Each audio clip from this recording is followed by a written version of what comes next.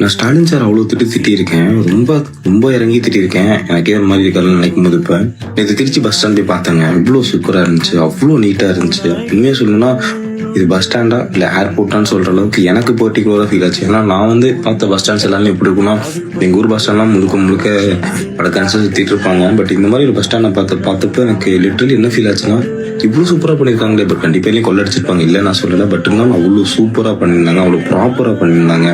ஒரு விஷயமும் அவ்வளோ சூப்பராக இருந்துச்சு. உள்ள ஹோட்டல்ஸ்லேருந்து உட்கார சிட்டிங்ஸ்லேருந்து லிஃப்ட், எலவேட்டர்ஸு, பாத்ரூம்ஸு, திருநங்கைகளுக்கு பாத்ரூம்ஸ் கொண்டு இருந்துச்சு. அவ்வளோ சூப்பராக இருந்துச்சு. எனக்கு ஏன்டா ஸ்டாலின் சார் குளத்துல தோக்கடிச்சிங்கன்ற மாதிரிலாம் ஃபீல் ஆச்சு. ஏன்னா அவர் குளத்துக்கு அவ்வளோ பண்ணியிருக்காருங்க. என் ஃப்ரெண்ட்ஸ்லாம் சொல்லியிருக்காங்க, அவ்வளோ பண்ணியிருக்காரா, பட் அவரே தோக்கடிச்சிருக்காங்கடா அப்படின்னு சொல்லிட்டு. இதே மாதிரி கொஞ்சம் அப்படியே எங்கள் ஊர் பஸ் ஸ்டாண்டையும் கொஞ்சம் மாற்றி கொடுத்தாங்கன்னா நல்லாயிருக்கும். இப்போ இருக்க சிஎம் சார் கிட்ட ஒரு கோரிக்கையாக வைப்போம். நம்ம ஒரு தவா பேசுகிறோம், நம்ம 200 ஒப்பின்னு சொல்லிடுவாங்க. டே நானே டிவிக்கே காரணம். இன்னைக்கு இந்த நண்பர் வருத்தப்பட்ட மாதிரியே கூடிய விரைவில் மக்களும் புரிஞ்சுப்பாங்க.